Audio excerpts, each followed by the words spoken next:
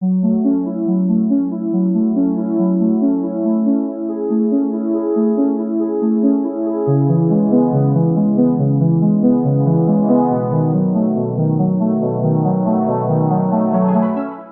empezar, usted como sociólogo ha estado conectado con las conceptualidades múltiples, sus trabajos abordan realidades sociológicas diversas, ¿no? Donde la heterogeneidad, la coexistencia, la interacción parecen pilares fundamentales de su trabajo sobre las religiosidades, la conceptualización de las modernidades múltiples.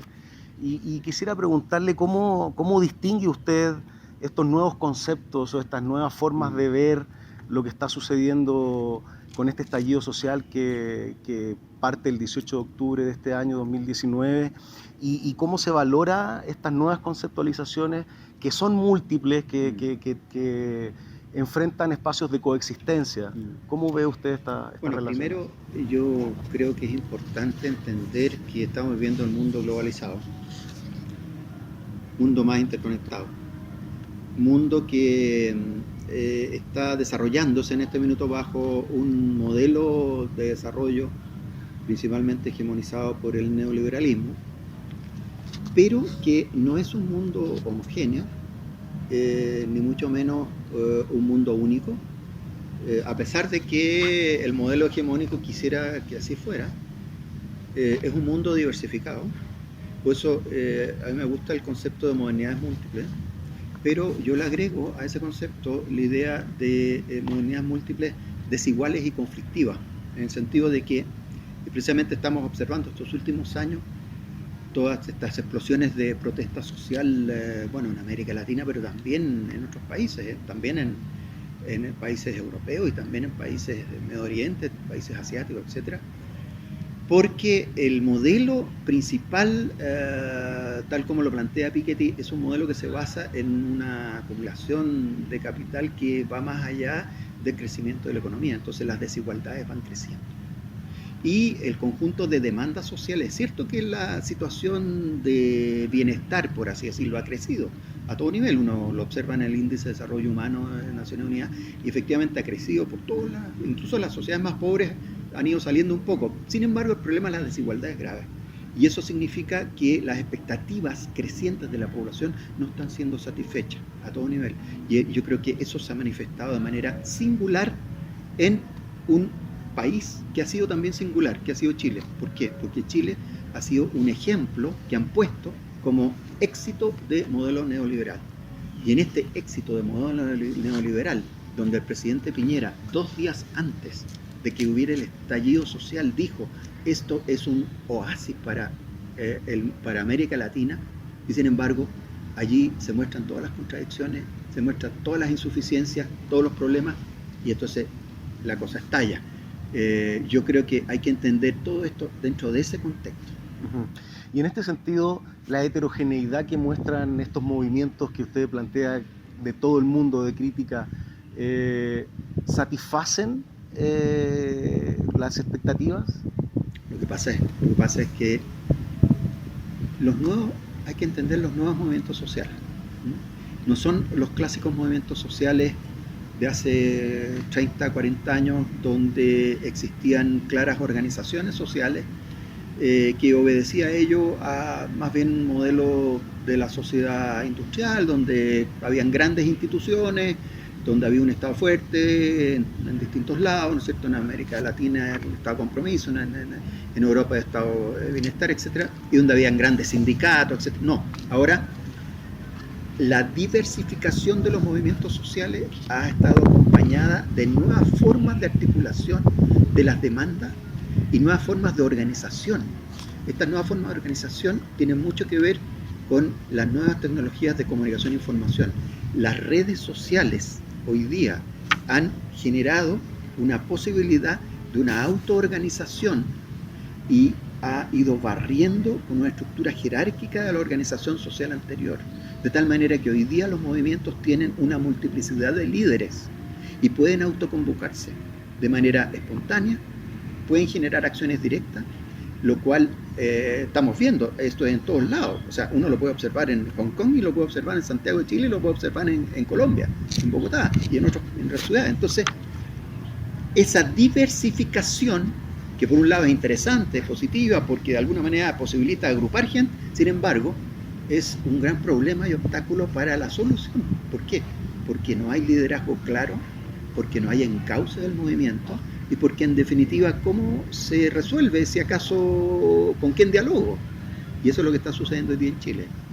Las distintas fuerzas no saben con quién dialogar, digamos, hay un desborde del gobierno, hay un desborde de la policía, que por lo demás ha reprimido enormemente en Chile, y hay un desborde también de las propias fuerzas sociales. Entonces, hay poca claridad de por dónde se sale.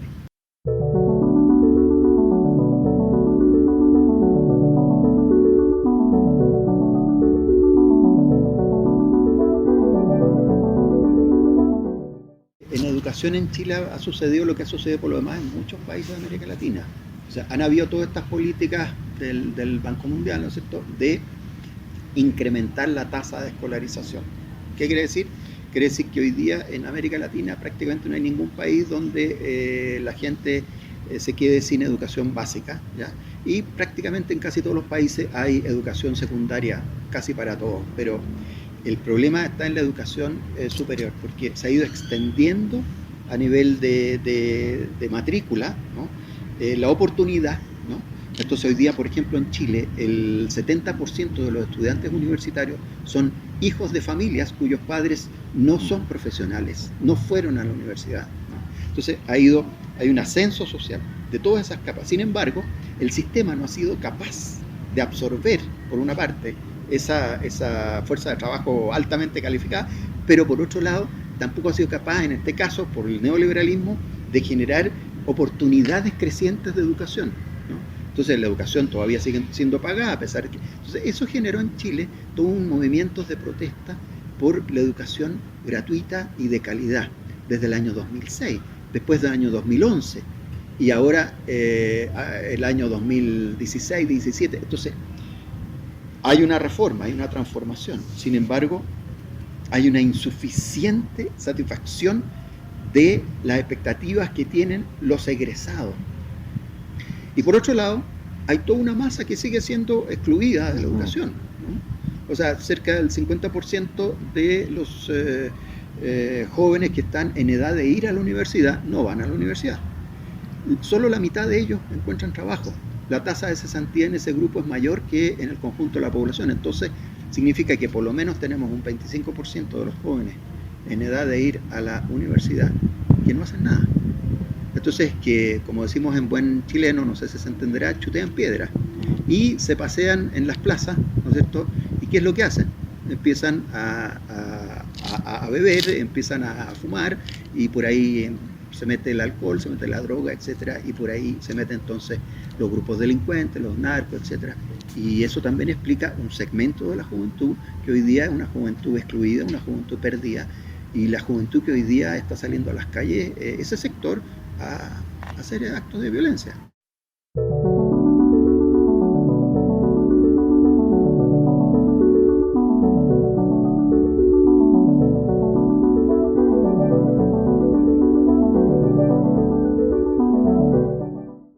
Estas protestas, y por todos lados, son protestas que surgen de demandas legítimas, y son protestas que en su gran mayoría se expresan de manera pacífica, a través de distintos, no solo en marchas, sino también en distintos tipos de manifestaciones, e incluso a través de cuestiones festivas, a través de disfraces a veces, ¿no?, de eslogan, etcétera.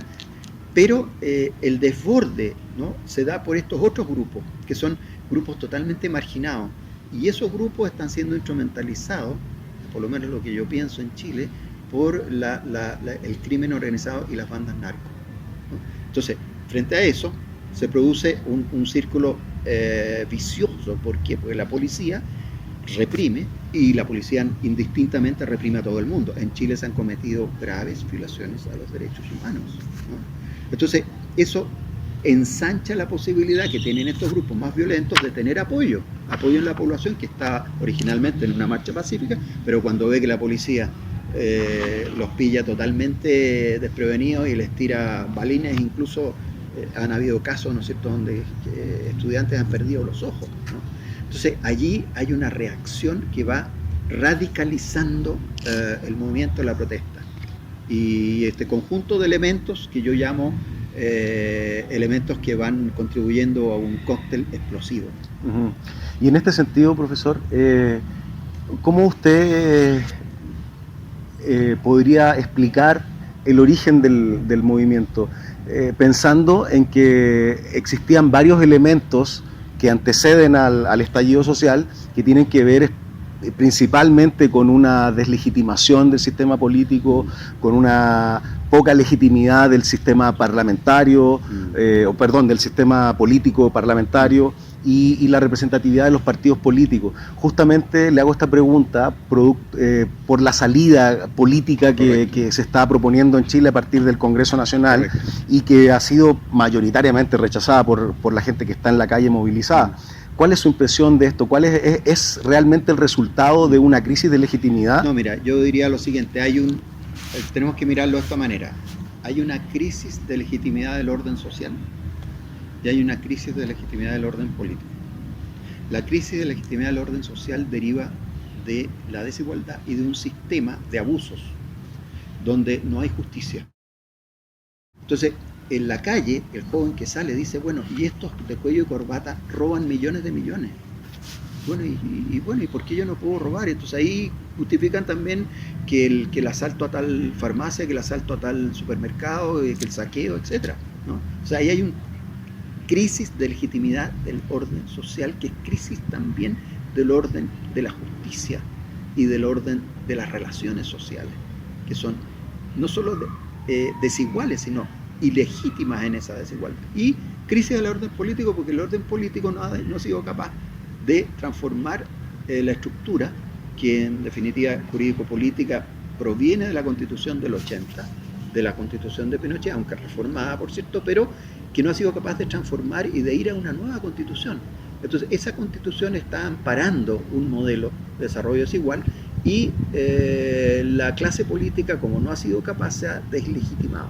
También han entrado en situaciones de pérdida de contacto con las masas, de tendencia a una actividad cupular, ¿no?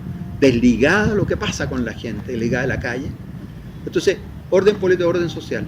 Entonces, el acuerdo que el otro día se generó en el Parlamento, desde derecha a la izquierda, yo te diría, no estoy tan seguro si acaso hay una deslegitimidad de ese acuerdo de toda la gente que sale a la calle.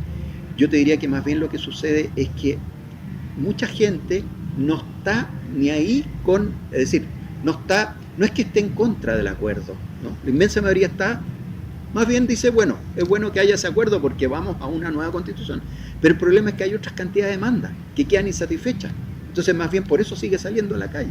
No porque diga, no, yo estoy en contra, hay un grupo que sí está en contra, pero sí hay un tema importante de salud, hay un tema importante de salarios básicos, hay un tema importante de pensiones, ¿no?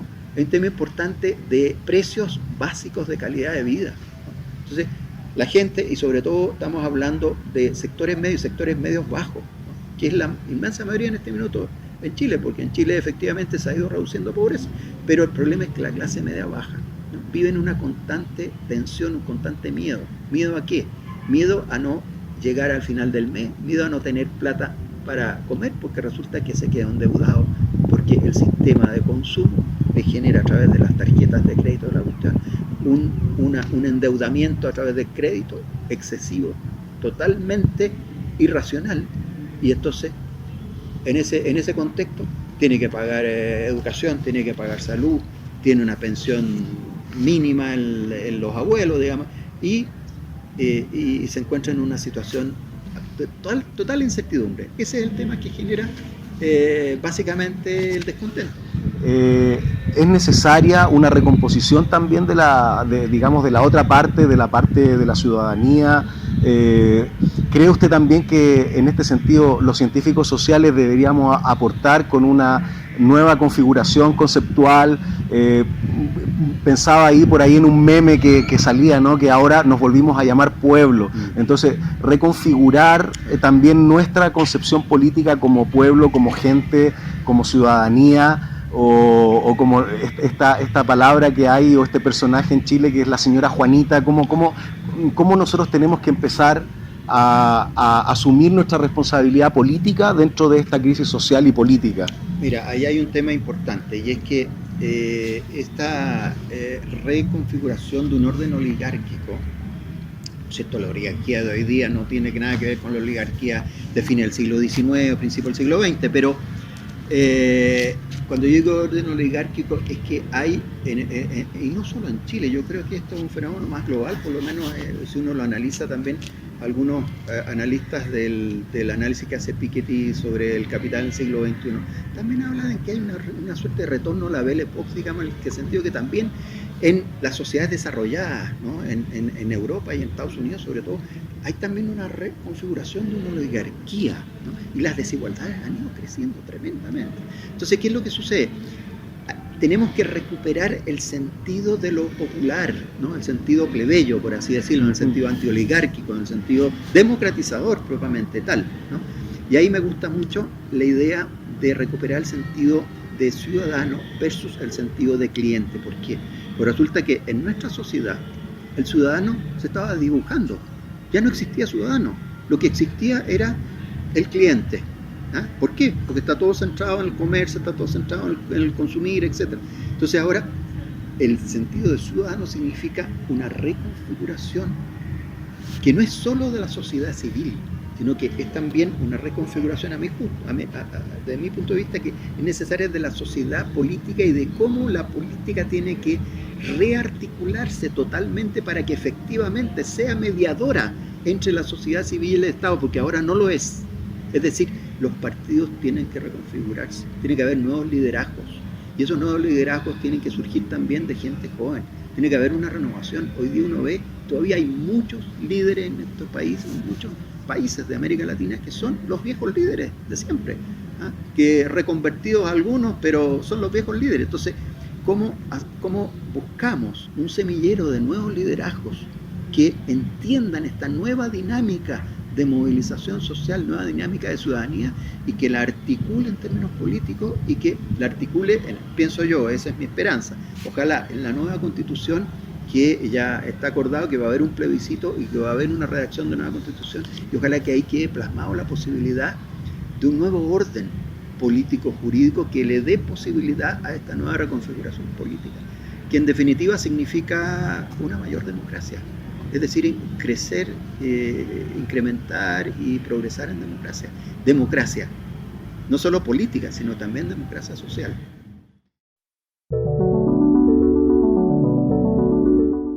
Esa es la gran pregunta que todavía la estamos nosotros haciendo en Chile, y me imagino que de afuera de Chile igual. ¿Qué va a pasar? Porque resulta que todavía hay una rémora de los antiguos políticos, de la antigua forma de hacer política, e incluso más. A mí me llama la atención que los propios dirigentes sociales hoy día tampoco creo que están suficientemente a la altura de la renovación que requerimos. Entonces, o ellos tratan de cambiar su chip, digamos, o la probabilidad de que la cosa salga por otro lado es alta. Entonces yo creo que ojalá que surjan nuevos liderazgos que vayan planteando. Fíjate que a mí me ha llamado la atención varios líderes políticos, algunos de ellos tradicionales, pero que han entendido y que están pensando de una manera distinta, incluso dentro de sus propios sectores, incluso contradiciéndose.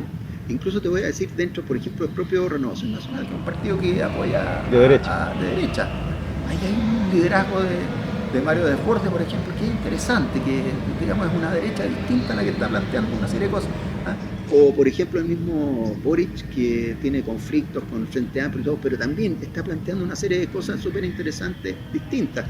No sé, yo espero que ahí haya un nuevo enfoque, necesitamos eso.